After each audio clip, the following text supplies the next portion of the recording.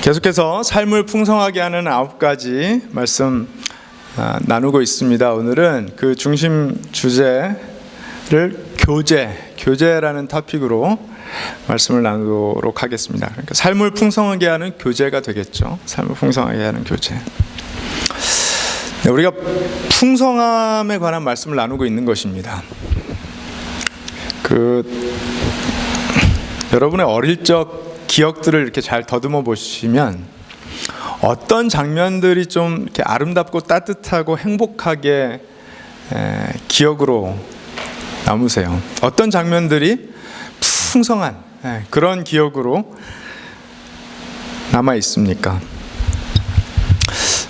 저는 이제 그런 좀 아름답고 행복했던 풍성했던 그런 기억을 떠올린다면 어릴 때 친척들이 저희 집에 모여서 명절 같은 때요 모여서 함께 음식을 먹고 어른들이 어른들의 일을 하실 때 저랑 이제 사촌들이 그 동네 비디오 가게에서 비디오 대여점에서 테이프를 대여해다가 우리 아이들이 재밌게 보는 뭐 영화 같은 거 빌려다가 같이 보면서 그 앞에서 귤 까먹고 군것질하고 뭐 이랬던 기억들이 참 아름답고 따뜻하게 기억에 남아 있습니다. 또 외갓집 식구들이랑 이렇게 모여 있을 때 저희 그 이모님이 병철아 가서 떡볶이 사다가 우리 다 같이 떡볶이 먹자 그래가지고 한 10분쯤 이제 뛰어 내려가면 있었던 그 떡볶이 집에 내려가서 그때 기준으로 한 10,000원어치 떡볶이를 사면 진짜 온 가족 그 모였던 친척들까지 떡볶이를 다 맛있게 먹었던 뭐 그런 기억이 있습니다. 또 한 번은 친가 식구들이 이제 집에 모였는데 중학교 때 작은 아버님이 장어를 정말 뭐 다 먹을 수 없을 만큼 많이 사 오셔서 집 그 마루에 이렇게 둘러 앉아서 즉석에서 이제 장어를 구워 먹으면서 뭐 이런저런 얘기들 나누며 신나게 이렇게 벅적댔던 그때. 그래서 다음날 아침에 일어나 보니까 저를 비롯해서 모든 가족들 얼굴이 기름기 때문에 번지르르했던 그런 기억들. 또는 6학년 때 같은 반 남학생들이 싸운 점심 그 도시락을 다 한 군데 이렇게 모아서 비벼서 먹고 그 교실 건물 바로 뒤편으로 나아가서 말뚝박기를 막 신나게 했던 그런 기억들, 그런 장면들 떠오릅니다. 제 아내에게도 물어보니까 어릴 적 따뜻하고 이렇게 행복했던 기억 중에 하나가 이제 저희 아내는 믿는 집안 사람이기 때문에 친척들이 다 모여서 전체 가족 예배를 드린 다음에 이제 또 뭐 그 언니 오빠들이랑 친척들이랑 이렇게 뭐 수다 떨고 하다가 자기는 밤이 새도록 혼자 어딘가에서 조용히 이제 밖에 시끌시끌 대는데 혼자 잠이 들었던 그런 장면들이 따뜻하고 행복했다, 뭐 그런 이야기를 합니다. 여러분들에게는 어떤 장면들이 좀 따뜻하고 아름답고 행복하고 풍성한 기억들로 기억이 남아 있으십니까? 각자 살았던 모습이 좀 다르지만 나름대로 삶 속에서 자기가 사랑했던 사람들, 친했던 사람들, 가까웠던 사람들과 만나서 그렇게 웃고 떠들고 함께 맛있는 거 먹고 그러면서 교제하고 했던 그때가 아닐까 저는 감히 생각을 해봅니다. 사도들이 예수님에 대한 기록을 남긴 그 복음서의 기록들 가운데 먹고 마시는 장면에 대한 말씀의 기록이 그렇게 많은 것이 저는 시사하는 바가 크다고 생각을 합니다. 마태복음 11장 19절에 보면 이런 말씀이 기록되어 있습니다. 인자는 와서 먹기도 하고 마시기도 하니 그들이 말하기를, 사람들이 예수님에 대해서 이렇게 말한다는 거예요. 저 사람은 마구 먹어대는 자요, 포도주를 마시는 자요, 세리와 죄인의 친구다 한다. 여러분, 우리는 예수님에 대해서 어떻게 평가합니까? 예수님은 우리의 죄를 위하여 죽으신 분, 그래서 그분이 이 땅에 오셔서 공생의 사역기간 동안에 하신 일은 사람들에게 말씀을, 천국 복음을 선포하시고 사람들을 고치시고 귀신을 내쫓으시고 이랬던 평가를 하지 않습니까? 그런데 그때 예수님이 제자들과 함께 다니시는 것을 보았던 사람들의 예수님에 대한 평가는, 저 사람은 마구 먹어대는 사람이요, 포도주를 마시는 자요, 세리와 죄인의 친구다. 그만큼 그 사람들과 식사 교제의 자리를 빈번하게 하셨기 때문에 이런 평가가 따라다녔던 것이 아닌가 생각이 듭니다.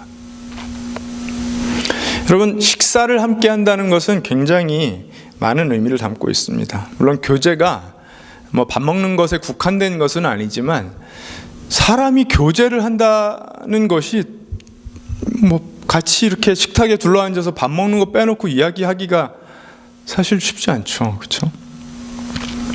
특별히 교회 공동체의 식탁 교제는 많은 의미를 담고 있습니다. 평상시에는 절대로 함께 식사할 일이 없는 사람들, 세상에서 만난다면 그들이 갖고 있는 어떤 차이 때문에, 구별 때문에 식당을 가더라도 한 탁자에서 절대로 밥 먹을 일이 없는 사람들이 교회 안에 들어와서 한 테이블에 앉아 어떠한 구별과 어떠한 차이나 나뉨 없이 같은 음식을 먹으면서 교제를 하고 대화를 나누는 것, 이건 굉장히 큰 의미를 담는 것입니다.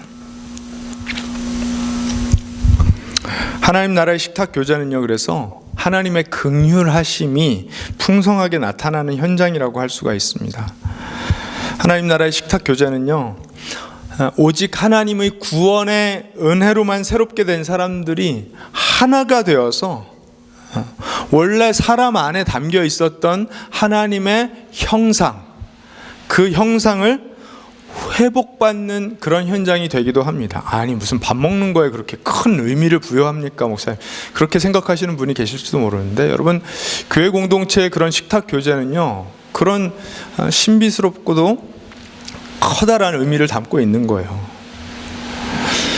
예수님의 제자들이 세속적인 어떤 기준으로도 나뉘지 않고 하늘의 풍성한 교제를 나누면서 하나가 되도록, 하나를 이루어 공동체를 세워가기를 원하시는 마음으로 이렇게 기도하셨습니다. 요한복음 17장 21절에 보면, 아버지여, 아버지께서 내 안에 내가 아버지 안에 있는 것 같이 그들도 다 하나가 되어 우리 안에 있게 하사 세상으로 아버지께서 나를 보내신 것을 믿게 하옵소서. 하나님 아버지와 아들 예수님이 본질적으로 영원히 절대로 나뉠 수 없는 하나이신 것처럼, 예수님이 남기고 떠나시는 그 12제자가 공동체를 이루는데, 아버지 하나님과 그 성자 예수님이 가진 그 본딩, 그 릴레이션십, 그 하나됨을 누리는 공동체로 서가기를 원하셨다라는 것입니다. 여러분, 예수님이 이런 기도를 하셨다면 그 기도는 응답받는 기도겠죠. 주님이 하셨는데요. 그래서 예수님이 승천하신 후에 실제로 남겨진 그 사도들, 12사도로부터 비롯되어 12사도로부터 시작되어 이루어지는 그 공동체 안에는 이런 모습이 있었다라고 누가가 사도행전에 기록을 합니다. 사도행전 2장 40절에서 47절 말씀 보도록 하겠습니다. 사도행전 2장 40절에서 47절, 제가 읽어드립니다. 베드로는 이 밖에도 많은 말로 증언하고 비뚤어진 세대에서 구원을 받으라고 그들에게 권하였다. 그의 말을 받아들인 사람들은 침례를 받았다. 이렇게 해서 그날의 신도 수가 약 3,000명이나 늘어났다. 그들은 사도들의 가르침에 몰두하며 서로 사귀는 일과 빵을 떼는 일과 기도에 힘썼다. 모든 사람에게 두려운 마음이 생겼다. 사도들을 통하여 놀라운 일과 표징이 많이 일어났던 것이다. 믿는 사람은 모두 함께 지내며 모든 것을 공동으로 소유하였다. 그들은 재산과 소유물을 팔아서 모든 사람에게 필요한 대로 나누어 주었다. 그리고 날마다 한 마음으로 성전에 열심히 모이고 집집이 돌아가면서 빵을 떼며 순전한 마음으로 기쁘게 음식을 먹고 하나님을 찬양하였다. 그래서 그들은 모든 사람에게서 호감을 샀다. 주님께서는 구원받는 사람을 날마다 더하여 주셨다. 아멘. 오늘 본문 말씀은요, 예수님께서 승천하신 후에 남겨진 그 12사도가 많은 사람들 앞에서 담대히 복음을 전했을 때 그 지역에 있었던 많은 사람들이 복음을 들은 후에 보였던 반응에 대한 말씀입니다. 반응이에요. 초대교회가 막 태동되던 때에 복음을 듣고 예수님을 믿기 시작한 사람들이 어떤 반응을 보였는지 보여주는데요. 여러분, 사람들이 어떤 반응을 보였습니까? 41절에 보니까 사람들이 침례를 받았다라고 기록을 하고 있습니다. 침례를 받았다는 것은 publicly, 공공연하게 하나님과 사람들 앞에서 내가 예수 그리스도와 함께 죽고 예수 그리스도와 함께 살았다라는 것을 선포하는 행위이죠. 그래서 공적으로 내가 그리스도 안에 속한 사람이라는 것을 모두에게 선포하는 행위입니다. 침례는 그런 것입니다. 그러니까 공식적으로 크리스찬이 돼버리는 거예요. 근데 그것뿐만이 아닙니다. 사람들이 어떤 반응을 보였나요? 42절에 보니까 말씀을 배우는 일에 몰두하였습니다. 사도들이 전하는 그 말씀, 가르침을 배우는 일에 몰두하였습니다. 유대인들은 구약 성경에 굉장히 익숙한 사람들이었죠. 그러니까 말씀을 듣거나 배우는 것에 굉장히 익숙한 사람들이었습니다. 그런데 그들이 예수님에 대하여 또는 예수님이 가르치신 말씀을 제대로 배우는 일은 매우 중요했어요. 왜냐하면 예수님을 통해서 구약 성경에 있는 말씀을 재해석하고 새롭게 깨달아야 될 필요가 있었거든요. 그러니까 복음을 온전하게 받아들일 필요가 있었어요. 그래서 사도들의 가르침을 받는 일에, 듣는 일에 몰두했습니다. 근데 그것뿐만이 아닙니다. 여기까지는 되게 당연하게 들려요. 왜냐하면 어떤 종교든지요, 새롭게 그 종교를 받아들이는 사람들이 그 종교의 경전이나 어떤 가르침을 깊이 마음에 깨달아 새겨보려는 행위는 자연스럽죠. 근데 거기서 멈췄으면 타 종교와 별로 다를 바가 없을 것 같은데, 오늘 말씀을 보니까 42절에 그들이 힘썼던 일이 사귀는 일과 빵을 떼는 일이었다라고 기록을 하고 있습니다. 사귀는 일과 빵을 떼는 일에 힘썼다고 기록을 하고 있습니다. 그 이후의 말씀들도 보니까 44절에 그들이 함께 지냈다, 공동으로 소유하였다, 또 46절에 열심히 모였다, 집집이 돌아가며 빵을 뗐다, 순전한 마음으로 기쁘게 음식을 먹었다. 도대체 빵을 떼고 뭘 같이 먹었다는 말이 왜 이렇게 많이 나오는 거예요? 그렇죠? 47절에 이르러 그들이 하나님을 찬양하였다, 이렇게 기록하면서 복음을 받아들인 그 첫 번째 교회 성도들이 보였던 반응에 대한 기록을 그렇게 정리를 합니다. 이게 보고예요. 보라, 복음을 받아들인 사람들이 이렇게 하더라 하는 것입니다. 그리고 47절 중간에 보니까 모든 사람들이 이 첫 번째 교회 사람들이 이렇게 모이고 함께 먹고 함께 찬양하고 하는 것을 보면서 호감을 가졌다라고 기록하고 있습니다. 믿지 않는 사람들이 그 초대교인들이 함께 모여 뭔가를 하는 것을 보고 좋게 생각했다는 거예요. 매력적으로 생각했다는 것입니다. 여러분, 사람들이 초대교인들의 그 모임에 호감을 보인 이유가 뭐라고 합니까? 그들이 열심히 모여서 집집이 돌아가며 식사 교제를 하고 하나님 찬양하는 모습이 매력적이었다는 것입니다. 예루살렘 그 초대교회가 전체, 교회 공동체 전체로는 회당에서 모이고, 그날 보니까 3,000명이 베드로의 설교를 듣고 하나님께로 돌아왔다 이야기하는데, 굉장히 큰 무리가 회당에 모이는 일에 힘썼고요. 그리고 날마다 집집이 돌아가며 빵을 뗐다는 건 이제 커뮤니언을 나눴다는 거예요. 함께 주의 이름을 기억하며 성만찬을 나누고 식사를 했다는 것입니다. 기쁘게 먹고 마셨다라는 것이죠. 여러분, 그 모습이 왜 매력적이었을까요? 그러니까 복음을 받아들인 사람들이 보였던 반응은 침례받고 말씀을 열심히 듣고 모여서 사귀고 빵을 떼는 일, 이걸 열심히 했던 것이고요. 이게 초대교인들이 보였던 반응이고, 그것을 본 세상 사람들이 보인 반응은 저 매력적인데? 호감을 갖게 되었다라는 것입니다. 왜 호감을 가졌을까요? 왜 매력적이었을까요?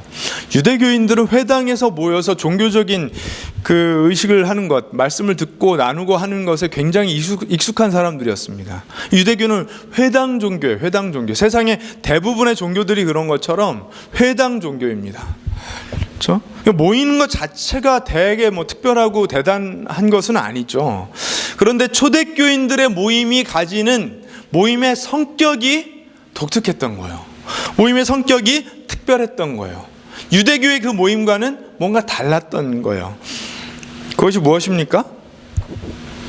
회당에서도 모였지만 집집이 돌아가며 모여서 빵을 떼고, 평상시에는 절대로 함께 교류할 수 없는 사람들이 한 식탁에서 밥을 먹으면서 삶을 더불어 살아가며, 거기서 모든 사람의 필요를 채우기 위해 공동으로 뭔가를 소유했다는 그 말씀은 좀 해석이 필요한 말씀이지만, 지금 오늘 우리가 이제 집중하고 싶은 대목은 아니에요.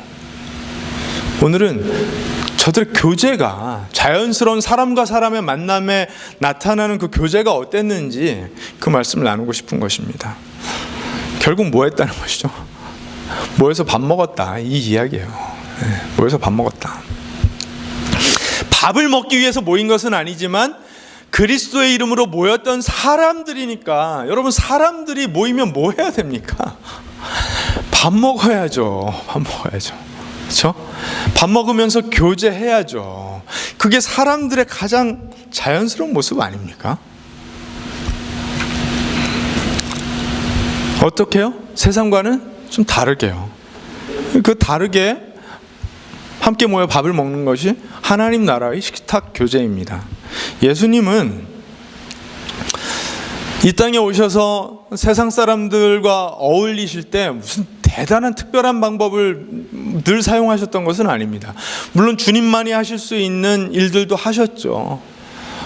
주님의 지혜로 천국 복음을 풀어 주신다든지, 아니면 사람들을 치유하시고 귀신을 쫓는 일 등은 주님만이 하실 수 있는 일이었습니다. 그런데 일반적으로 사람들이 하는 일도 하셨어요. 그게 세리와 죄인들과 만나서 식사 교제, 식탁 교제를 하시는 일이었습니다. 그러니까 그 사람들이 저자는 마구 먹어대는 자요, 포도주를 마시는 자요, 세리와 죄인과 어울리는 자다, 이런 평가를 했던 것이죠. 베드로와 사도들이 전하는 복음을 전해들은 사람들이 보였던 반응, 뭐 그리 대단하고 특별할 것도 없습니다. 예수님에 대하여 예수님이 가르치신 그 말씀을 열심히 배우는 일과 하나 더 한 것은 그냥 열심히 모여서 밥 먹는 일이었어요. 식사 교제하는 일이었어요. 그렇게 하나님 찬양했습니다. 여러분, 교회는요, 일단 이걸 잘하는 공동체여야 합니다. 이걸 잘해야 하는 공동체입니다. 세상이 교회를 무엇라 정의하는지 내버려 둬서는 안 돼요. 교회가 뭐 어쨌다 저쨌다 하면서 신문에, 뉴스에 이런저런 이야기들이 나오면서 교회가 이래야 되는 거 아니냐, 저래야 되는 거 아니냐, 이런 이야기들이 많잖아요. 그렇죠, 뭐 그럴 수도 있어요. 그런데 여러분, 교회의 정의는 신문 기자들이나 드라마 작가들이 하는 것이 아닙니다. 성경을 보면서 교회 정의를 찾아야 되는데 뭐라고 합니까? 복음을 받아들였던 사람들이 가장 첫 번째로 우선적으로 보였던 자연스러운 반응에 대하여 누가는 이렇게 기록을 하고 있는 거예요. 그들이 모여서 말씀을 열심히 배우더니 같이 밥 먹더라. 서로 사귀어 알아가는 일에 힘쓰더라. 교회는 예수님 때문에 모이는 집단입니다. 공동체입니다. 예수님께 부름받은 사람들의 모임입니다. 그런데 사람들이잖아요. 모인 사람들이 모여서 자연스럽게 웃고 떠들며 교제하고 밥 먹고 사귀고 운동하고 하는 것, 이게 얼마나 자연스럽고 당연한 일인지 모른다라는 것입니다. 이걸 회당 종교로 만들어서 일주일에 한 번 회당에 모여서 종교적인 의식 치르고 그 다음엔 각자 살아가는, 그래서 내 삶에 복을 주소서, 내 삶이 잘 되기를 원합니다, 우리 가족이 잘 되기를 원합니다, 우리 가족이 건강하기를 원합니다, 이거 실컷 빌어서 내 삶만 잘 되기를 바라는 회당 종교, 세상의 회당 종교와 확실하게 다른, 명확하게 다른 차이점이 여기 있었다는 거예요. 그래서 사람들이 이 모임을 보고 호감을 가졌다는 것입니다. 야, 저렇게 신분 격차를 극복하고 배움의 차이를 극복하고 재산의 유무를 극복하고, 저 사람들이 저렇게 한데 어울려서 모여서 먹고 마시며 서로 순전하게 사귀어가고 사랑하는, 야, 이건 너무 특별한데, 너무 대단한데, 이렇게 보았던 것입니다. 그러므로 여러분, 교회가 이거 잘 해야 됩니다. 사람이 당연하게 자연스럽게 잘 해야 되는 그 일, 교회도 잘 해야 됩니다. 그런데 여러분, 요즘 세상을 살다 보면요, 이게 잘 되나요? 일단은 모이는 것이 너무 어렵고요, 그 다음에 함께 밥 먹는 일은 더 어려운 것 같습니다. 그러면서 삶을 나누는 건 더 어려운 것 같습니다. 왜 이렇게 됐을까요? 왜? 사람은 원래 더불어 살아가게 되어 있는 것인데, 거기에 하나님의 형상이 드러나는 것인데, 왜 삶을 나누고 함께 만나서 밥 먹고 교제하며 살아가는 것이 왜 이렇게 어려워진 걸까요? 왜 진정성 있는 교제가 어려워진 것일까요? 그래서 시대마다, 속한 사회마다 여러 가지 방법들로, 여러 가지 사유들로 이걸 해석하려고 했습니다. 이 시대는 이런 어려움들 때문에 서로 만나서 교제하고 사귀어가고 밥 먹는 게 어려운 거야, 여러 가지 현상들로 설명을 합니다. 그런데 여러분, 성경적으로 우리가 발견하는 원인은 어디에 있습니까? 죄 때문입니다. 성경이 말하는 근본적인 원인은 죄입니다. 하나님의 형상을 따라 하나님의 모양대로 창조받은 우리의 모습을 잃어버렸기 때문입니다. 우리의 모습을 잃어버렸어요. 인간이면 당연하게 가지고 있어야 되는 그 하나님의 형상이 도대체 뭐예요? 여러분, 이거 되게 멋있어 보이고 되게 화려하게 들리고 그러죠. 하나님의 형상, 하나님의 모양. 하나님은 성자 하나님, 아들 예수님과 성령 하나님, 그 삼위 하나님이 영원부터 영원까지 서로 사귀시며 교제하시며 한 공동체를 이루시는 하나님입니다. 그게 하나님의 모양이에요. 그 모양대로 인간을 창조하셨어요. 그러면 창조받은 인간, 하나님의 모양대로 창조받은 인간은 그걸 잘 해야 되는 거예요. 그런데 어떤 문제가 생겼습니까? 원래 하나님의 창조를 받은 인간은 서로를 보며 기뻐했어요. 하나님이 남자를 창조하신 후에 사람이 혼자 있는 것이 보기 안 좋아서 돕는 사람, 배필을 주겠다라고 여자를 창조하셨습니다. 이걸 남자와 여자의 이야기로 볼 수도 있지만 한 사람과 또 한 사람의 의미로도 우리가 생각해 볼 수 있는 거예요. 사람이 혼자인 것이 안 좋다는 것은 하나님의 평가입니다. 그래서 남자를 위해 여자를 위해 남자를 창조하셨는데 서로 벗은 것을 보고 부끄러워하지 않았다라고 창세기 2장은 이야기합니다. 안 부끄러웠대요. 다른 것이 안 부끄러웠대요. 서로 다른 것이. 그렇죠? 그런데 어떤 문제가 생겼습니까? 창세기 3장으로 넘어가서 저들이 죄를 짓고 나니까 죄 짓자마자 눈에 보인 것이 서로의 다름인 거예요. 다른 것이 보이자마자 금방 부끄러워진 거예요. 전에는 다른 것이 나와 다르기 때문에 나를 채워주겠구나, 서로 한 몸을 이루어 더 아름다운 것을 만들겠구나, 이런 생각을 했던 사람들인데 이제는 다른 걸 보면서 두려워지는 거예요. 괜히 손가락질을 하고 싶고, 괜히 판단하고 싶고, 왠지 피해야 될 것 같고, 거리를 좀 둬야 될 것 같고, 그런 것입니다. 배웠는지 못 배웠는지 때문에 지금 신분이 없는 사회이지만 신분을 만들어서 신분의 격차 때문에, 돈을 얼마나 가졌는지 못 가졌는지 때문에, 외모 때문에, 인종 때문에, 성별 때문에, 연령 때문에 온갖 이유들을 다 만들어서 나와 함께 한 식탁에서 밥 먹지 못할 사람으로 규정을 하는 것입니다. 하나님께서 오셔서 책임을 물으십니다. 왜 그랬어? 근데 왜 내가 하지 말라는 걸 했어? 그랬더니 남자는 하나님 당신이 나를 위해 만들어주신 여자 때문에 그랬어요. 하나님 여자에게 물으십니다. 너는 왜 그랬어? 하나님 당신이 창조하신 저 뱀이 나를 꼬드겨서 그랬습니다. 남자는 여자 핑계를 대고 여자는 동물 핑계를 대면서 서로에게 책임 전가를 하고 있지만 결국은 하나님 핑계를 댄 것입니다. 죄가 들어와서 사람과 사람 사이를 그렇게 갈라놓았고 하나님과 사람 사이를 갈라놓는 바람에 풍성하고 아름다웠던 사람들의 교제가 망가졌던 것입니다. 사람과 사람이 진정성 있는 교제를 나누지 못하는 이유, 스스럼 없이 한 식탁에서 삶을 나누며 밥 먹지 못하는 이유를 성경은 죄 때문이라고 설명하는 것입니다. 여기서 끝났으면 우리는 소망 없는 사람들이죠. 그렇죠? 그런데 고린도후서 5장 17절에 보니까 누구든지 그리스도 안에 있으면 그는 새로운 피조물입니다. 옛것은 지나갔습니다. 보십시오, 새 것이 되었습니다. 이 말씀에는 여러 가지 영적인 의미를 담아내고 있겠지만 그러나 오늘 말씀에 비추어서 보면요, 우리는 전에는 삶을 나누는 교제를 할 수 없던 사람들이었는데 이제는 그리스도 안에서 새로워졌기 때문에 새 사람이 되었기 때문에 그거 할 수 있는 사람이 되었다는 것입니다. 우리 안에 원래 우리가 가지고 있어야 되는 하나님의 형상을 회복한 사람들이라는 말씀입니다.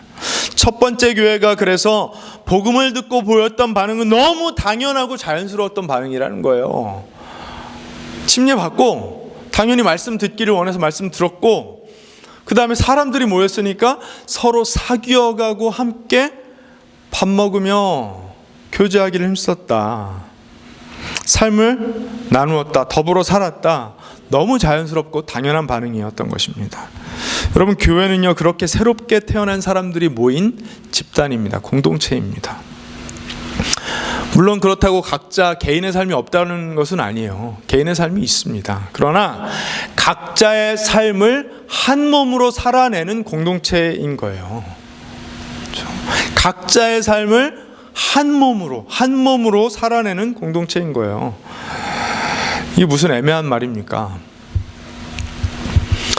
우리가 그리스도의 몸을 이루어 공동체 되었다라는 것, 그 한 몸을 이루었다라는 것은 각자의 삶이 있지만 이 공동체를 건강하게 세워가기 위해 공동체에 속한 사람들과 더불어 삶을 나누며 서로를 격려하고 위로하며 채워주며 계속해서 성장하는 것을 즐기는 사람들, 기뻐하는 사람들, 추구하는 사람들이라는 거예요.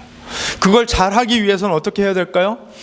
내가 바로 공동체다, 내가 교회다, 주인의식이 있어야 됩니다. 하지만 주인 노릇을 해서는 안 되겠죠. 주인은 예수님이시니까요. 지체의식이 있어야 됩니다.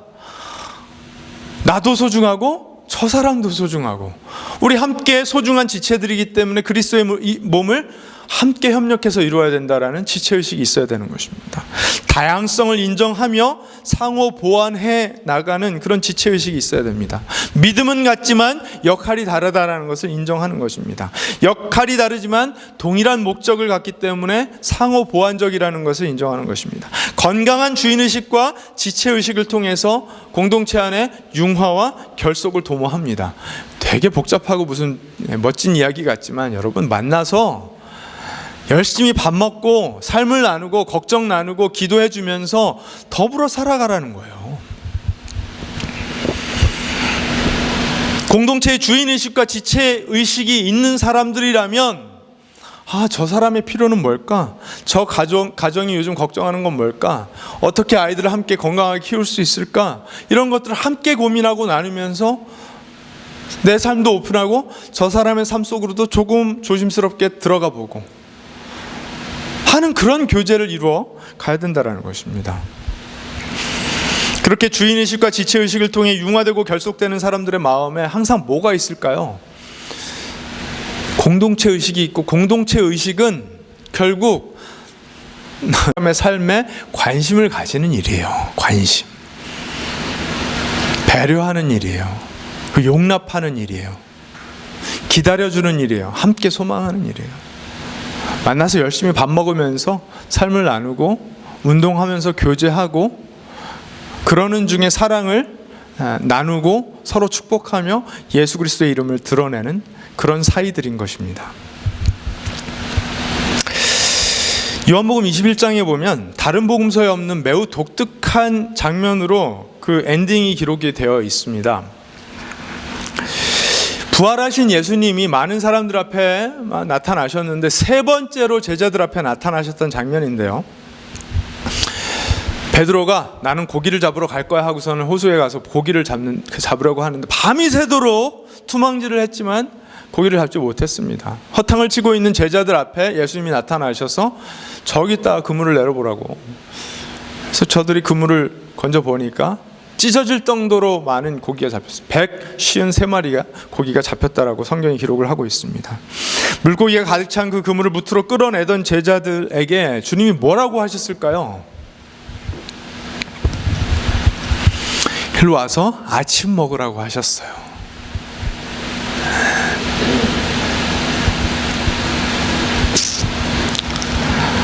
미리 준비해 두신 빵과 생선으로 그들과 함께 아침 식사 나누면서, 왜냐하면 밤새도록 투망질했으니까 얼마나 배가 고플 거예요. 주님 나타나시기 전까지 계속 허탕을 쳤으니까 얼마나 허망했을 거예요. 그런데 주님이 나타나셔서 얘들아 봐봐, 너희들에게는 내가 필요해. 그물을 던져서 물고기를 낚기 위해서도 내가 꼭 필요해. 내가 던지라는 데 그물을 내려야 물고기를 가득 잡을 수 있는 거야. 소망을 주시면서 그들의 존재 의미를 회복시켜 주시면서 어떻게 하셨어요? 함께 그들과 밥 먹어 주셨어요. 미리 준비하신 생선과 빵으로 허기진 배를 달랠 수 있도록 아침 식사를 나눠 주셨습니다. 아니, 예수님에 관하여, 예수님의 가르침에 관하여, 그 멋진 예수님의 행적에 관하여 기록한 그 복음서의 엔딩으로는 조금 이상하지 않습니까? 뭐 마지막까지 밥 먹은 일을 그렇게 철저하게 주님을 배신하고 도망쳤던 제자들을 예수님께서 그렇게 그들의 마음을 회복시켜 주십니다. 사랑하는 여러분, 내가 소중한 거 맞습니다. 그런데 나와 함께 삶을 더불어 살아가는 나의 커뮤니티, 나와 교제해주는 그 사람 없이는요, 내 인생은 아무것도 아니에요. 내 인생이 소중한 이유는 나와 저 사람이 함께 만들어가는 그림이 아름답기 때문에 그렇습니다. 그래서 내 인생을 바라볼 때요, 나는 한 조각의 퍼즐이라고 생각하셔야 돼요. 퍼즐 피스 한 개, 그거 어떻게 보면 사소한 것 같지만 여러분, 어떻게 보면 너무너무 중요합니다. 왜냐하면 그 한 조각 없이는 그림이 완성이 안 되거든요. 그러니까 나도 중요하고 저 사람도 중요한 거예요. 그런데 함께 있어야, 서로가 있어야 그 그림을 완성할 수 있다는 것입니다. 나 혼자서는 절대로 멋진 그림으로 완성될 수 없는 인생이라는 사실을 우리가 반드시 기억해야 되겠습니다. 서로가 필요합니다. 그렇게 서로가 모여 진정한 하나가 되기 위해서는 나의 존재감을 하나님께 맡겨드리고 힘을 좀 빼고 서로의 삶 속으로 들어가 봐야 됩니다. 그래서 공동체가 함께 하나님 앞에 자라가는 그 신앙의 성장을 맛볼 수 있어야 됩니다. 제가 오늘 설교 짧게 한다고 말씀드렸잖아요. 이제 마치려고 해요. 질문을 한 개 드리고 싶어요. 네. 여러분, 우리 다 이제 이 자리에 있는 분들은 다 부모예요. 부모. 자식들이 하나씩 있는 것도 아니고 멀티플로 있습니다. 하나님의 복이죠, 그렇죠? 그런데 여러분의 자녀들이 앞으로 자라면서 어떤 사람들이 되면 여러분의 마음이 흐뭇하시겠어요? 미국 땅에서, 넓은 미국 땅에서 서로 싸우지만 않으면, 그냥 각자 알아서 따로 살더라도 싸우지만 않으면, 막 알아서 성공적인 삶을 잘 살면 그것으로 여러분 흐뭇하시겠어요? 아니면 서로 늘 연락하고 자주 만나면 맛있는 거 나눠 먹고 삶을 더불어 살 줄 아는 그런 아들들과 딸들로 자라는 것을 여러분이 보실 때 흐뭇하시겠어요? 싸우지만 않으면 그냥 의사, 판사 되면 돼요. 그럼 혹시 그렇게 생각하시는 건 아니죠? 그렇죠? 조금 덜 먹고 조금 부족한 모습이 있을지라도 함께 삶을 더불어 살아내는 그런 형제 자매로 자라기를 여러분 바라지 않으십니까? 우리 하나님 아버지의 마음도 똑같으실 거라고 저는 생각합니다. 그래서 이런 말씀들이 성경에 기록된 것이라고 생각합니다. 그런 질문을 여러분 스스로에게 한번 깊이 던져보시는 그런 시간 되시기를 바라면서 기도하겠습니다.